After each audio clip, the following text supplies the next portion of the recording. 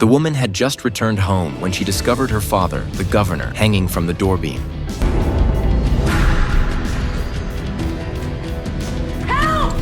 She hurriedly lowered her father, completely missing a key that had fallen to the floor. Sarah checked his pulse and realized he had been dead for some time. Soon after, police arrived and initially ruled it a suicide, noting that the guards were outside and there were no signs of forced entry. But Sarah would never believe it. How could her father, recently nominated for vice president, choose to take his life without warning? After the investigators left, she discovered the unfamiliar key under his backpack. But at that moment, Sarah had no energy to care whose key it was. She slipped it into her pocket and dragged her exhausted body back to her apartment. As soon as she opened the door, she was met with a terrifying sight. Syringes and morphine scattered across the table. A sense of foreboding washed over her. Clearly, someone had broken in, intending to frame her, to make it look like she had overdosed and committed suicide. Before she could process it, an agent appeared behind her. Sarah realized that this person wanted her dead. She quickly made it look like she had been in a struggle, leaving bruises and scratches on her body so the police wouldn't believe she had killed herself. But the agent had already anticipated her move. Sarah froze, panicked, but in the chaos, she grabbed a bottle of insecticide.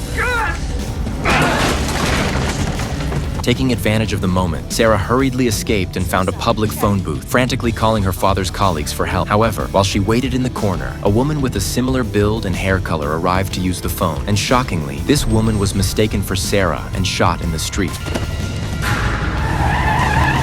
It was then that Sarah realized she couldn't trust anyone. She quickly removed the battery from her phone. Cornered and desperate, she finally thought of Mike. Ever since he had escaped from prison, he had sent Sarah several encrypted letters. Once decoded, they revealed he wanted her to meet him soon in a remote town. After many days, the two finally met outside the prison for the first time. But what Mike said next chilled Sarah to the bone. Although Sarah still loved Mike deeply, the idea of fleeing across the country alongside two of America's most wanted criminals was something she could never accept. Besides, her current predicament was entirely Mike's fault. After venting her anger, they noticed a car speeding toward them. It was FBI agent Mahan. During Sarah's time on the run, Carolman had deliberately approached her, intercepted the encrypted communications, and handed them to the highly intelligent Mahan, who successfully decoded them and tracked her location. The two fled to a nearby factory. Seeing Mahan enter with his gun drawn, Mike realized he might not make it out alive this time. In the critical moment, he noticed a gas pipeline valve nearby, and an idea sparked in his mind.